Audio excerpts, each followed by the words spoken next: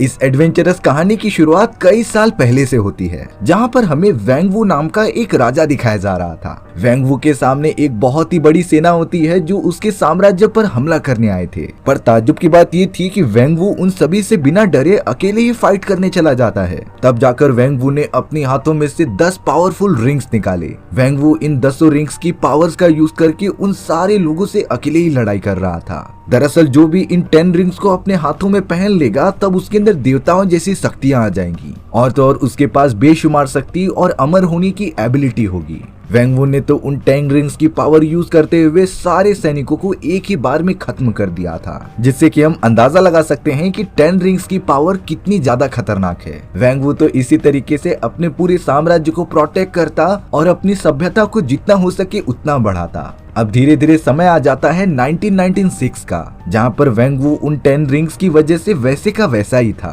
वैंग वू ने तो अपनी खुद की ऑर्गेनाइजेशन खोल ली होती है जिसमें कि वो अपने सारे सैनिकों को ट्रेनिंग देता था। अब एक दिन वैंग वू को एक ऐसे अनोखे जंगल के बारे में पता चलता है जहाँ पर मिथिकल क्रिएचर्स रहा करते थे। वैंग वू तो अब तक जिस साम्राज्य को हासिल करने चाहा वो उसमें कामयाब हुआ, पर अब उसे ये मैजिकल क्रिएचर्स देखने थे। इसीलिए वैंग वू अपने सारे आदमियों के साथ निकल पड़ा उस अनोखे जंगल के अंदर। पर रास्ते में पता नहीं कैसे जंगल की लताएं उनके ऊपर हमला करने लगी थी, जैसे कि वो अनोखा जंगल नहीं चाहता था कि कोई भी अंदर घुसे। देखते ही देखते वैंग वू के साथ आए हुए सारे लोग मारे जाते हैं, सिर्फ अकेला वही बच गया था। अब वैंग वू चला जाता है उस अनोखे जंगल के अंदर। थोड़ी देर बाद उसे वहाँ पर एक औरत दिखाई दी जो उस पूरी जगह को प्रोटेक्ट करती थी, यानी कि एक तरीके से वो वहाँ की रखवाली करती थी। वैंग वू ने कहा कि उसे अंदर जाना है, लेकिन ली नाम की उस रखवाली ने कह दिया था कि कोई भी अंदर नहीं जा सकता। वैंग वू यहाँ पर थोड़ा सा गुस्सा हो जाता है क्योंकि उसे रोकने वाला आज तक पैदा नहीं हुआ,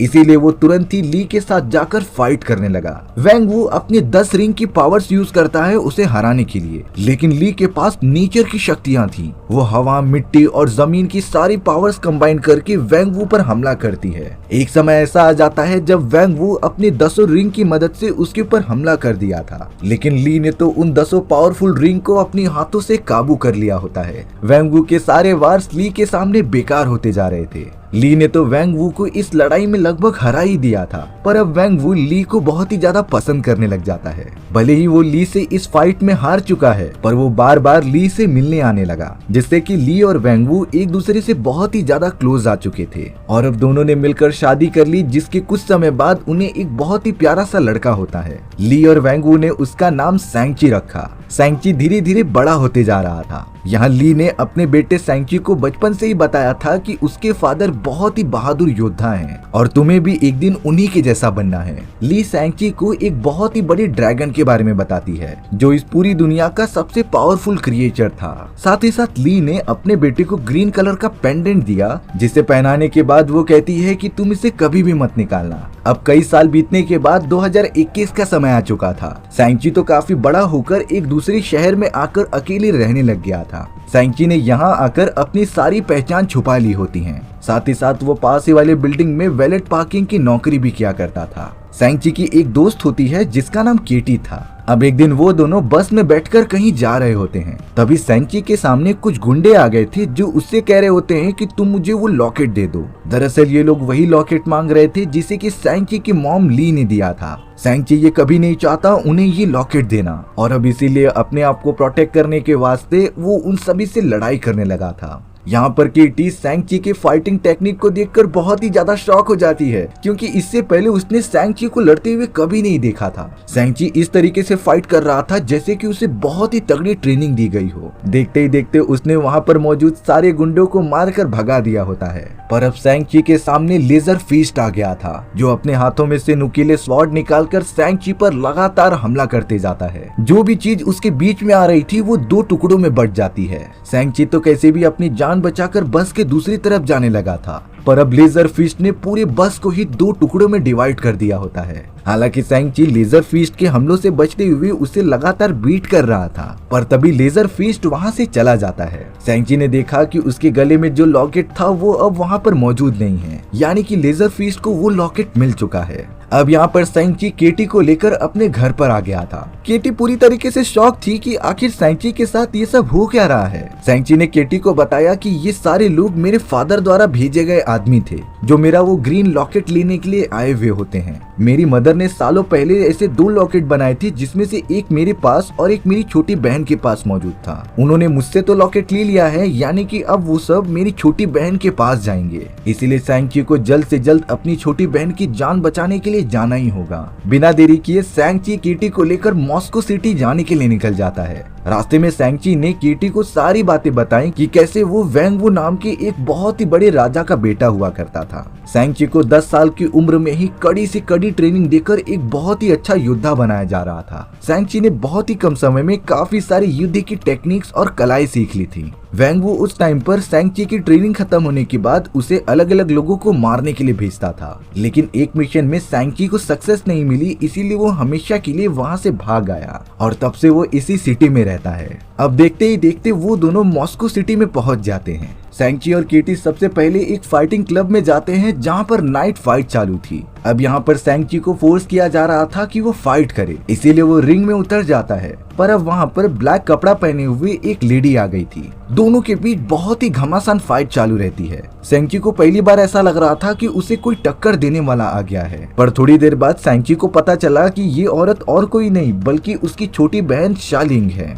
शालिंग को तो अपने बड़े भाई सैंची को देखकर खुश होना चाहिए था, पर वो तो उल्टा उसे बहुत ही ज्यादा मारने लगी थी। शालिंग इसीलिए गुस्सा होती है क्योंकि सैंची उसे लेने के लिए वापस आया ही नहीं, और अब देखते ही देखते शालिंग ने सैंची को फाइट में हरा दिया था। बाहर निकलने के बाद सैंची ने अपनी छोटी बहन से माफी मांगी कि वो मिशन पूरा करने गया ही था, लेकिन कुछ ऐसे सर्कमस्टेंसेस बन गए थे जिससे कि वो वापस नहीं आ पाया। सैंची यहाँ पर शालिंग के भेजे गए एक पोस्ट कार्ड के बारे में बात करता है जिसमें कि ड्रैगन की फोटोज बनी हुई थी और यहाँ का एड्रेस लिखा हुआ था, पर शालिंग बताती है कि ऐसा पोस्ट कार्ड तो मैंने कभी भेजा ही नहीं। तब जाकर सैंची और शालिंग को पता चल गया था कि ये काम वैंग वू का हो सकता है जो उन दोनों के फादर थे। अब तो देखते ही देखते फाइटिंग एरिया में वैंग वू के सारे सैनिक आ गए थे, उनमें तो रिजर्व फीस भी शामिल होता है। सैंची शालिंग को लेकर वहां से भागने लगा था, पर अब बहुत सारे सैनिक एक साथ शालिंग के ऊपर हमला करने लगे होते हैं। उन सभी से अपनी जान बचाते समय डेफ नाम का एक वॉरियर शालिंग के गले से वो लॉकेट छीनकर भागने लग जाता है।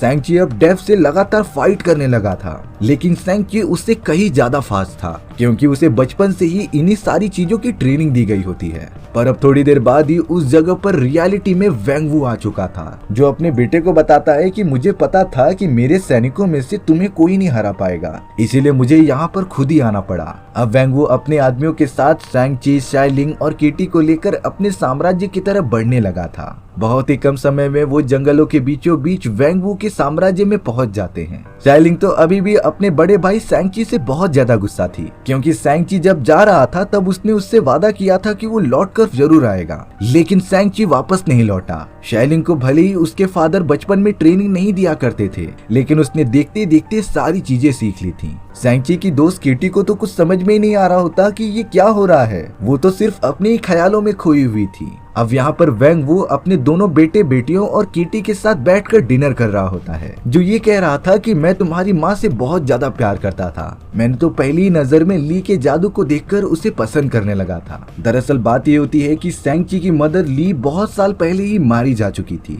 पर वैंग वू अभी भी ली को अपनी याद से भुला नहीं पाए थे। वो अपने दोनों बेटे बेटियों को बताते हुए कहते हैं कि जब मैंने तुम्हारी मॉम से शादी की तब उस जादुई जंगल के लोगों ने हमें एक्सेप्ट नहीं किया, इसीलिए तुम्हारी मदर ने मेरे लिए अपने सारे साम्राज्य को छोड़ दिया था। लेकिन ली के मरने के कई साल बाद वैंग वू को उस अनोखे जंगल में एक बड़े से दरवाजे के बारे में पता चला। वैंग वू तो लिटरली बताता है कि मेरी वाइफ ली उस दरवाजे के पीछे कैद की गई है, जो मेरे सपनों में आकर कहती है कि मुझे बचा लो, और अब मुझे कैसे भी करके उस जादुई जंगल के अंदर जो बस्ती मौजूद है उसके अंदर जाना था। लेकिन ये रास्ता इतना भी ज्यादा इजी नहीं होता। उस जादुई जंगल के अंदर जो भी जाने की कोशिश करता है वहाँ के सारे पेड़ उनके ऊपर हमला करने लग जाएंगे, और तो और वहाँ के पेड़ों की पोजीशंस अपने आप बदलने लग जाती है, जिससे कि एक भूल भुलैया का माहौल बन जाता था। सेंगची और शाइलिंग को ये बात बिल्कुल भी समझ में नहीं आती कि आखिर उनकी मॉम मर चुकी हैं, तब उनके फादर को मॉम की विजन्स कैसे आ रही हैं। वैंग-वू सांची और शाइलिंग के पास मौजूद वो ग्रीन लॉकेट को लेकर ड्रैगन की आंखों में डाल देता है, जिससे कि उस जगह पर बहुत सारे पानी इकट्ठा होकर एक मैप बना देते हैं। ये उसी जादुई जंगल का मैप था जो उस बस्ती की तरफ लेकर जाता है।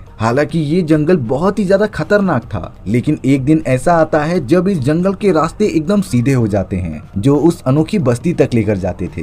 वैंग-वू ने बताया कि मैं बस्ती के उस दरवाजे के पास जाकर अपनी वाइफ को वापस छुड़ा कर ला दूंगा, और किसी ने भी मुझे रोकने की कोशिश की तब मैं सभी को मारकर खत्म कर दूंगा। यहाँ पर शैंग-ची अपने फादर को कहता है कि मासूम गांव वालों को चोट पहुंचाना अच्छी बात नहीं है, इसीलिए आपको ये सारी बेतुकी बातें नहीं करनी चाहिए। वैंग-वू इस बात से बहुत ही ज्यादा गुस्सा हो गया था और शैंग-ची को उठाकर पटकने लगा था। वो तो शैंग-ची, शाइलिंग और किटी को जेल में बंद करा देता है। उन तीनों को जेल के अंदर ट्रेवर नाम का एक जादूगर मिलता है, जो बता रहा था कि मैं तो सिर्फ हाथ की सफाई करने वाला एक जादूगर हूँ, लेकिन तुम्हारे फादर ने मुझे एक सच में का जादूगर समझ के अपने एंटरटेनमेंट के लिए रख लिया। ट्रेवर तो अपने पास मौजूद एक अनोखा क्रिएचर दिखाता है जिसका सर ही मौजूद नहीं था। दरअसल ये क्रिएचर सांग-ची की मॉम ली के साथ उस अनोखे जंगल में से आया था, पर अब इसे वापस अपनी दुनिया में जाना है। ट्रेवर ने बताया कि ये क्रिएचर तुम्हारी मदद कर सकता है उस जगह पर जाने के लिए, और अब तो सांग-ची को जल्द से जल्द उन गांव वालों के पास पहुंचना पड़ेगा,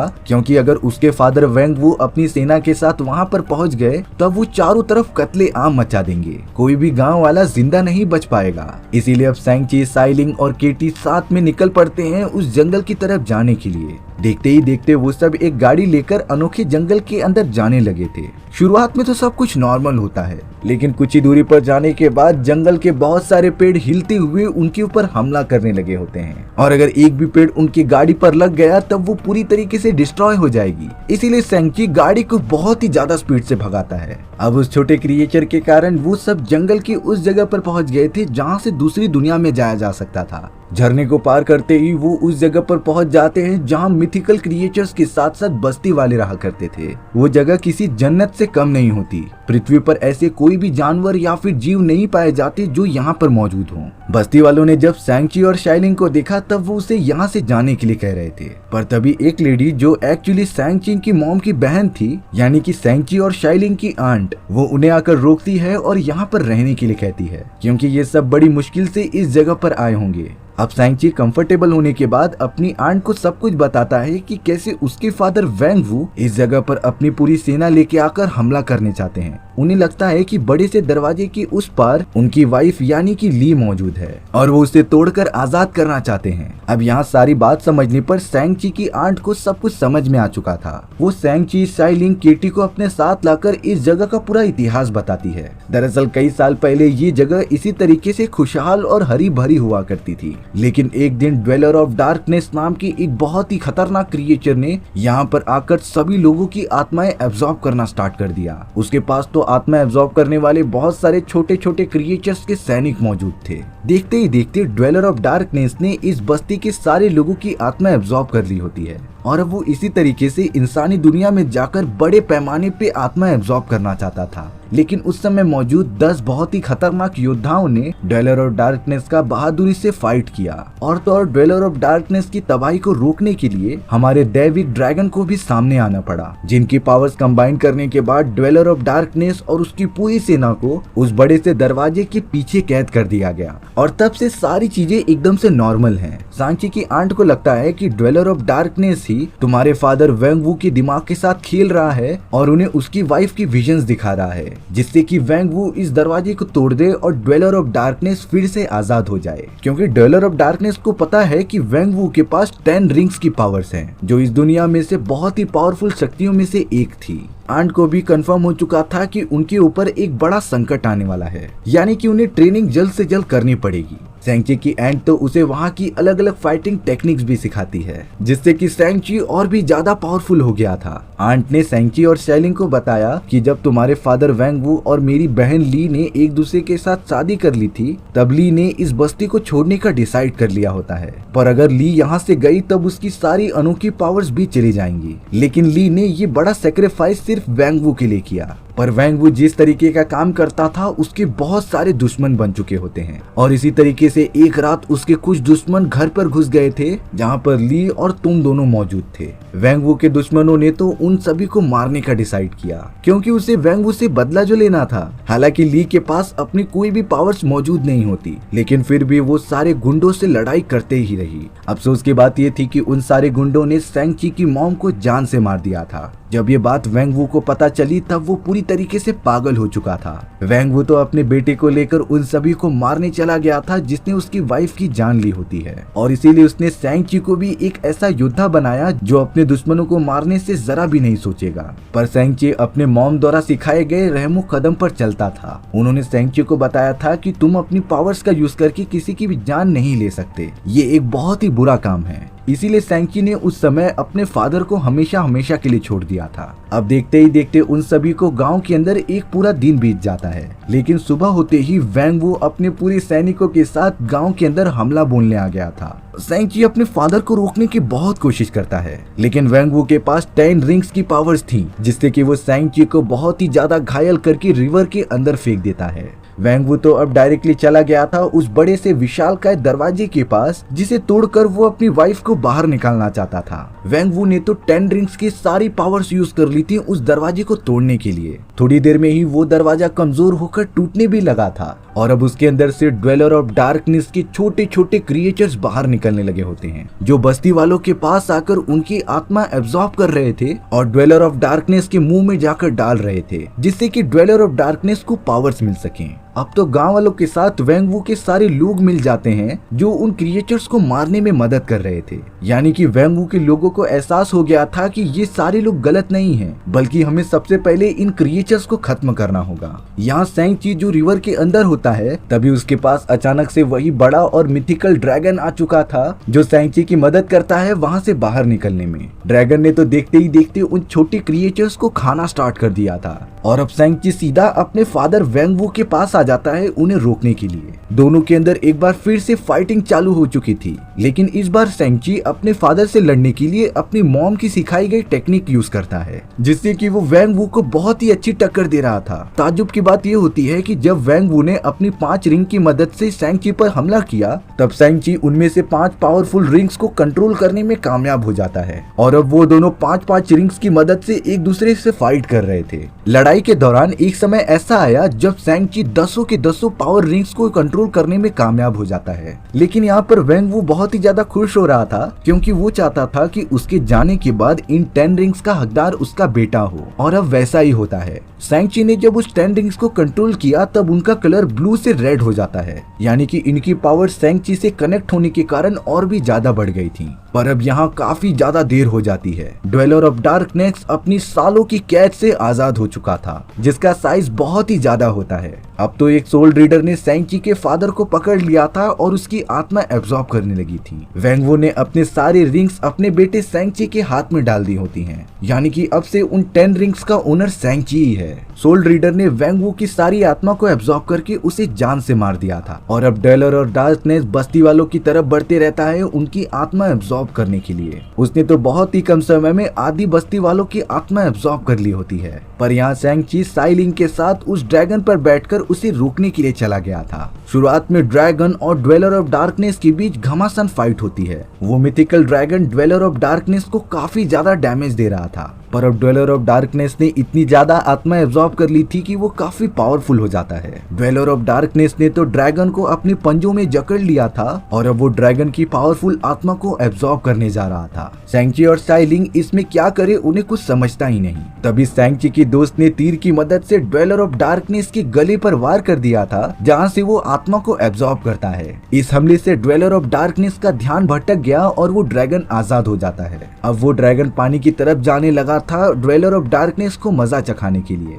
ड्रैगन ने ड्वेलर ऑफ डार्कनेस को पूरी तरीके से पकड़ लिया होता है जो उसकी जान लेने ही जा रहा था। पर अब सैंग-ची ड्रैगन की मदद करता है और उसने 10 रिंग्स की पावर ड्वेलर ऑफ डार्कनेस के मुंह में मार दी थी जिससे कि ड्वेलर ऑफ डार्कनेस पूरी तरीके से डिस्ट्रॉय हो जाता है। सैंग-ची और उसके दोस्तों ने तो मिलकर इस पूरी दुनिया को खत्म होने से बचा लिया था। वो ड्रैगन सैंग-ची और साइलिंग की मदद करते हुए उन्हें जमीन पर छोड़ देता है और अब वो फिर से समुद्र की गहराइयों में चला गया था। सारी चीजें नॉर्मल होने के बाद सैंची और उसकी दोस्त वापस अपने सिटी में लौट जाते हैं, जहाँ पर वो अपने कुछ दोस्तों को इन सारी चीजों के बारे में बता रहे थे। पर देखने से ऐसा लगता है कि वो सब सैंची की बातों पर भरोसा नहीं करते। तभी अगले ही मोमेंट में वहाँ पर एक पोर्टल ओपन हुआ, जिसके अंदर से डॉक्टर स्ट्रेंज का साथी वोंग आ जाता है। वोंग ने सैंची से कहा कि हमें तुम्हारी जरूरत है, इसीलिए तुम मेरे साथ चलो। सैंची तो अपनी दोस्त को लेकर वोंग के साथ पोर्टल के अंदर चला गया था और ये सीन मार्वल्स की आने वाली मूवीज से कनेक्ट हो सकता है। इसी तरीके से कहानी की यहीं पर एंडिंग हो गई थी। अगर आपको ये एक्सप्लेनेशन अच्छा लगा हो तो लाइक एंड कमेंट भी कर देना। तब तक मिलते हैं अगली मजेदार कहानी में।